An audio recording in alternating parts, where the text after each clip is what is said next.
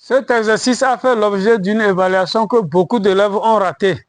Si tu es intéressé par du contenu sur la trigonométrie et que si tu veux éviter les mêmes erreurs ou bien éviter de tomber dans les mêmes erreurs que ces élèves, alors tu peux regarder cette vidéo. Allez, on rentre dans le vif du sujet. Racine carrée de 6 moins racine de 2 sur 4, le tout au carré. Si vous avez à développer quelque chose de ce genre, nous savons que ceci est égal à quoi?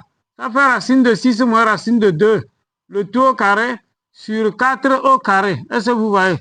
Mais racine de 6 moins racine de 2 au carré est sous la forme a moins b le tout au carré. Et nous savons que pour développer a moins b le tout au carré, a moins b le tout au carré, ça fait a carré moins 2ab plus b au carré. Donc, en appliquant ça, nous avons quoi? Racine de 6 au carré moins 2 racine de 6 fois racine carrée de 2 plus racine carrée de 2 au carré sur... Maintenant, 4 au carré, ça fait 16. Est-ce que vous voyez? Voilà. Donc, le calcul nous donne quoi? Racine de 6 au carré, ça fait 6. Nous avons 6 moins racine de 6 fois racine de 2, ça fait racine carrée de 12. Moins 2 racine carrée de 12 plus racine de 2 au carré qui fait 2. Maintenant, le calcul nous donne quoi? Donc, on a 16 au dénominateur. 6 plus 2, ça fait 8. Racine carrée de 12, c'est quoi? C'est encore égal à 2 racines de 3. Puisque 12, ça fait 2 au carré fois 3. Donc, racine carrée de 12, ça fait 2 racines de 3. Maintenant, il y a moins 2 ici. Donc, quand on fait moins 2 fois 2 racines de 3, ça donne moins 4 racines carrées de 3. Est-ce que vous voyez? Voilà. Maintenant, à ce stade, qu'est-ce qu'on peut faire? Nous pouvons mettre 4 en facteur. Donc, si on met 4 en facteur, 4 fois combien donne 8? On a 2 ici. Moins racine carrée de 3, le tout sur 16, ça fait 4 fois 4. Donc, maintenant, on peut simplifier 4 comme ça. Hein, d'où racine carrée de 6 moins racine de 2 sur 4 au carré est bien égal à 2 moins racine carrée de 3 sur 4. OK? Voilà. Donc, la vérification est bien faite. Après avoir fait cette vérification, on nous dit d'en déduire la valeur de sinus alpha. Voilà. Mais quand on connaît cosinus alpha et on veut trouver sinus alpha, qu'est-ce qu'on fait? Hein? On utilise l'identité qui dit que on sait que sinus carré alpha plus cosinus carré alpha est égal à 1. Voilà. Donc, à partir de cette identité, nous allons tirer... On connaît cosinus alpha, donc on va calculer sinus alpha. Donc, à partir de cette identité, on a sinus carré. Le sinus carré de alpha sera alors égal à 1 moins cosinus carré alpha. Ce qui est égal à 1 moins. Mais cosinus carré alpha, ça fait quoi? Donc, cosinus alpha, c'est racine de 6 plus racine carrée de 2 sur 4, le tout au carré. Alors, donc, le calcul va nous donner quoi? Ça fait, ça fait 1 moins. Si nous allons tricher un peu, quand nous avions moins ici, on a trouvé que ça fait 2 moins racine carrée de 3 sur 4. Maintenant que nous avons plus, hein, ce sont des nombres conjugués, donc ici nous aurons 2 plus racine carrée de 3 sur 4. Est-ce que vous voyez? Voilà. Donc si on est éveillé, voilà ce qu'on va faire. Mais en rendant au même dénominateur, on obtient quoi? On a 4 moins 2 moins racine carrée de 3. Le moins qui est à la base de fraction agit sur les deux termes du numérateur. Donc faites attention. Donc finalement, on a quoi? On a sinus carré alpha égale. Alors 4 moins 2, ça fait 2 moins racine carrée de 3 sur 4. OK? Voilà. Et si vous êtes vigilant, quand nous avons calculé racine carrée de 6 moins racine de 2 sur 4 le tout au carré, c'est le nombre là qu'on a trouvé. Donc c'est pour ça qu'on a dit d'en déduire sinus alpha. OK? Donc d'après ce qui précède, voilà, on en déduit que quoi? on en déduit que sinus carré alpha égale racine carrée de 6 moins racine de 2 sur 4 le tout au carré. Voilà, puisque c'est le carré de ce nombre qui donne ce qui est là-bas. Bien, mais maintenant, c'est ici qu'il faut suivre très attentivement. Ça, c'est sinus carré alpha. Maintenant, pour trouver sinus alpha, il faut faire attention. On nous a dit que alpha est dans l'intervalle ouvert 0 à pi sur 2. N'est-ce pas? Voilà.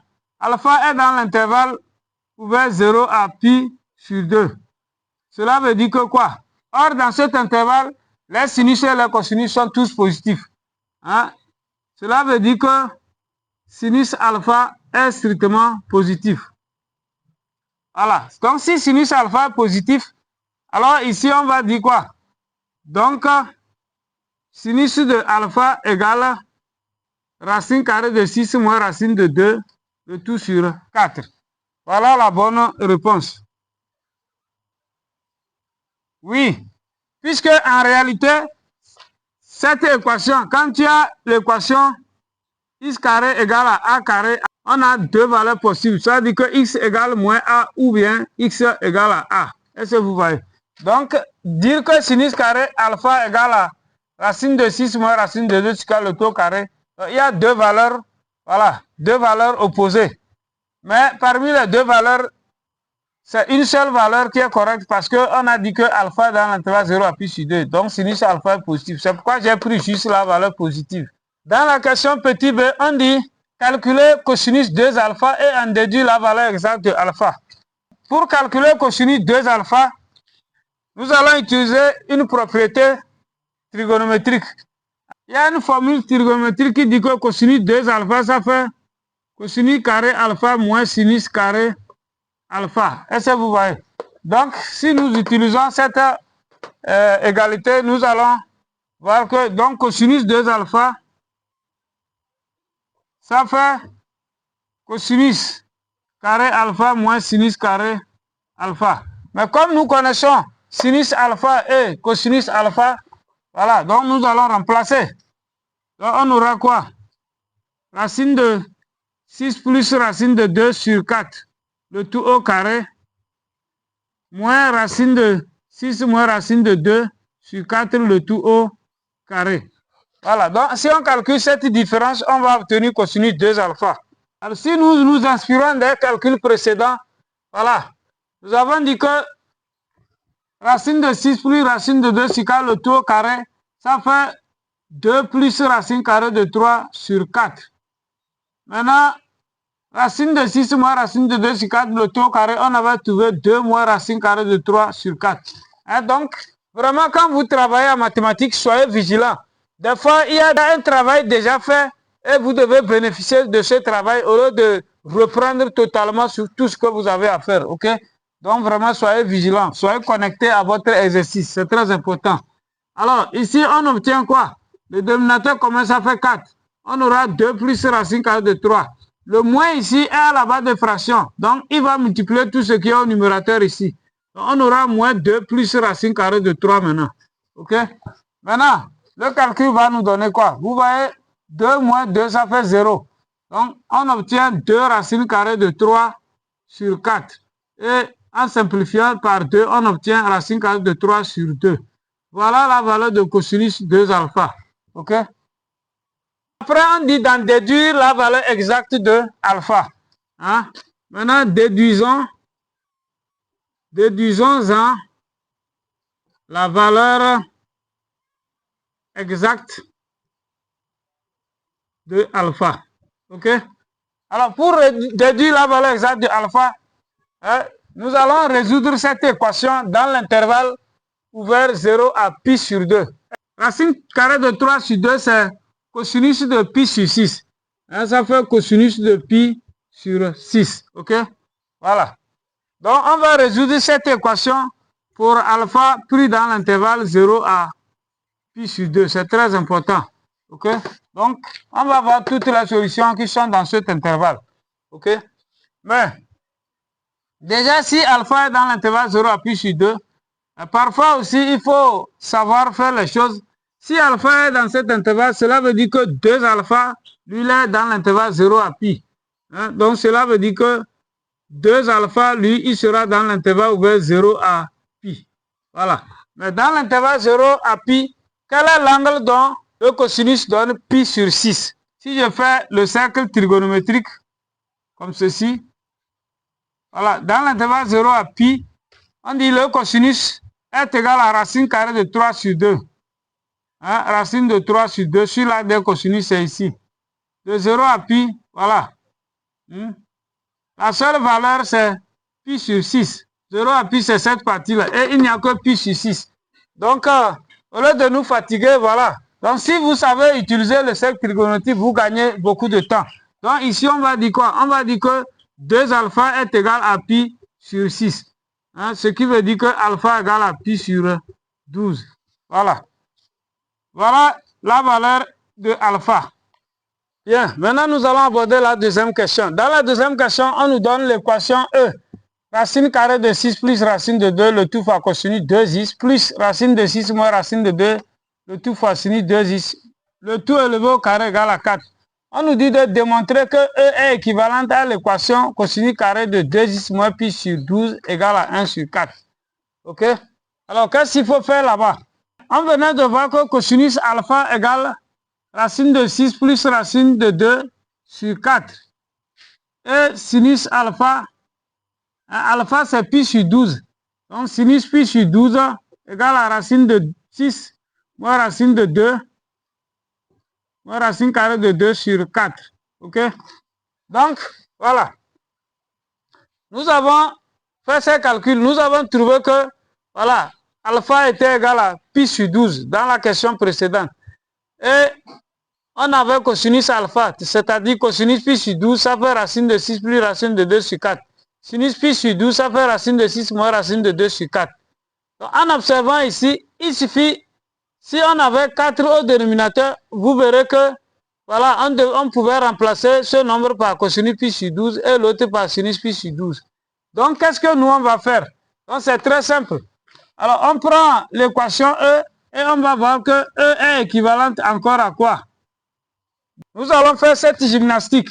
Alors, nous pouvons dire que racine de 6 plus racine de 2, ça fait 4 facteurs de racine de 6 plus racine de 2 sur 4 comme ça. Le tout multiplié par cosinus 2x plus. Voilà, ici aussi nous faisons la même chose. 4 fois racine de 6 moins racine de 2, le tout sur 4, multiplié par sinus de 2x, le tout au carré égale 4. Est-ce que vous voyez? Voilà. Maintenant, nous allons factoriser le 4 là. OK? Voilà. Si nous le mettons en facteur, dans la parenthèse ici, nous aurons quoi? Nous aurons 4 facteurs de... Voilà. Maintenant, racine de 6 plus racine de 2 sur 4, c'est cosinus pi sur 12. Donc, on aura cosinus de pi sur 12 fois cosinus 2x plus.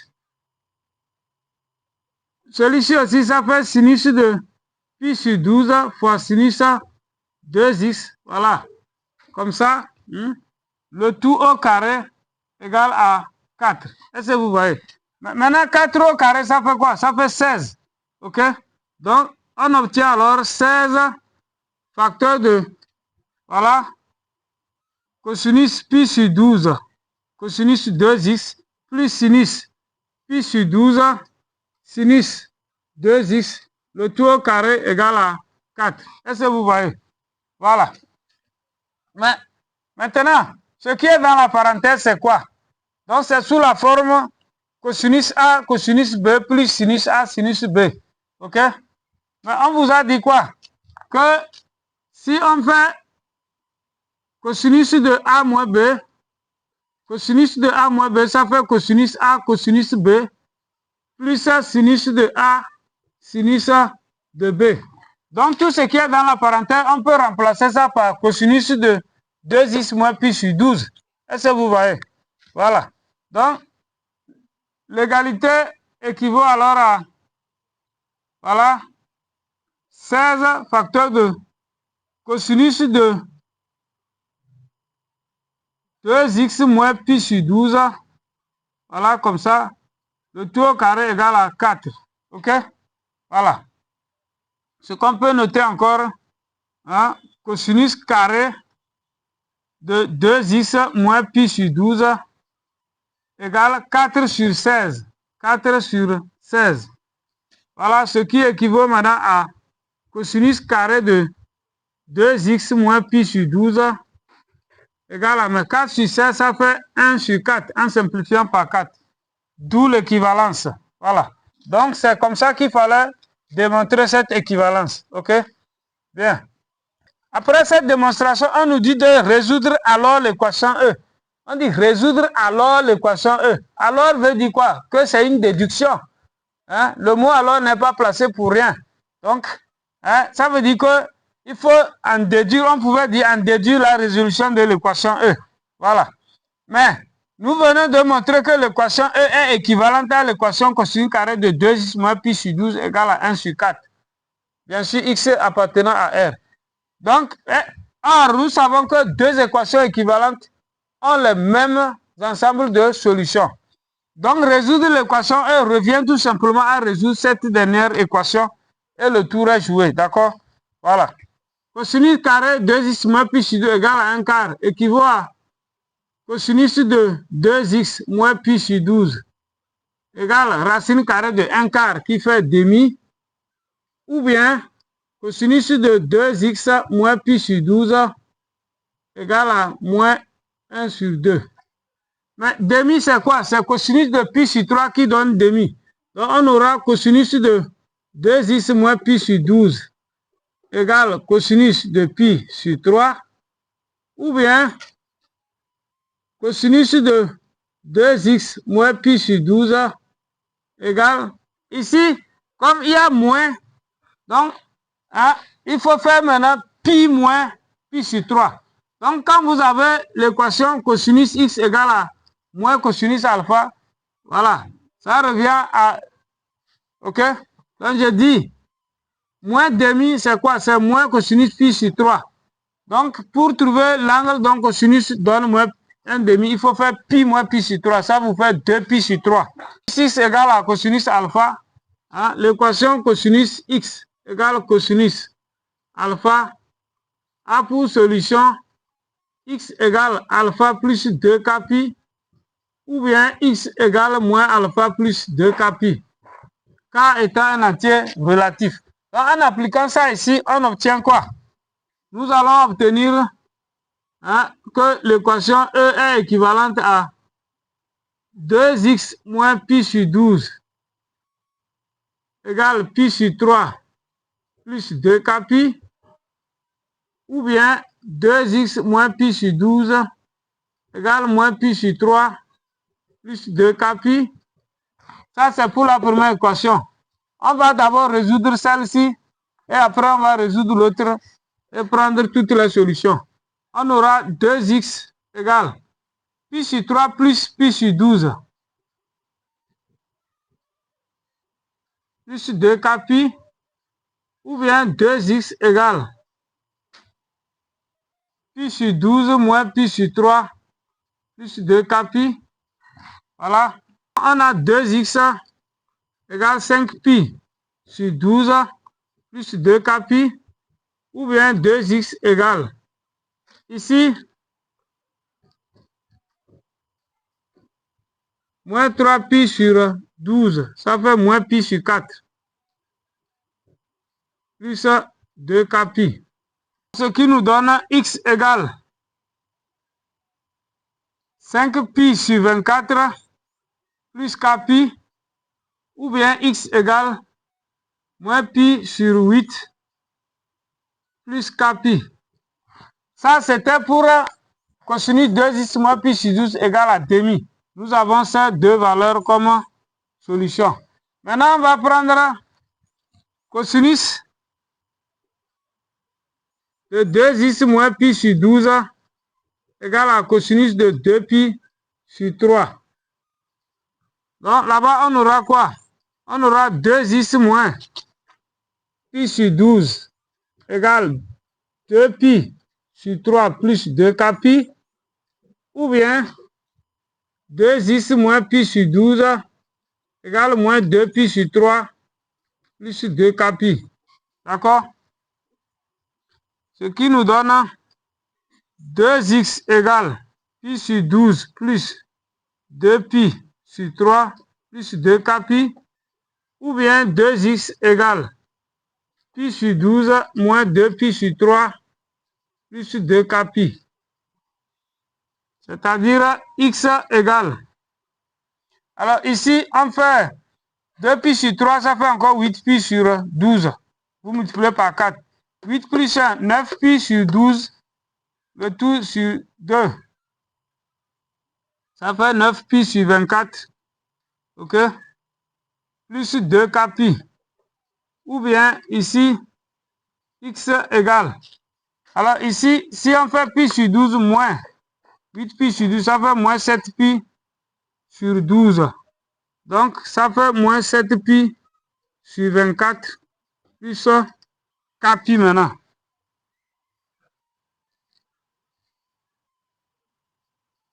Plus kpi.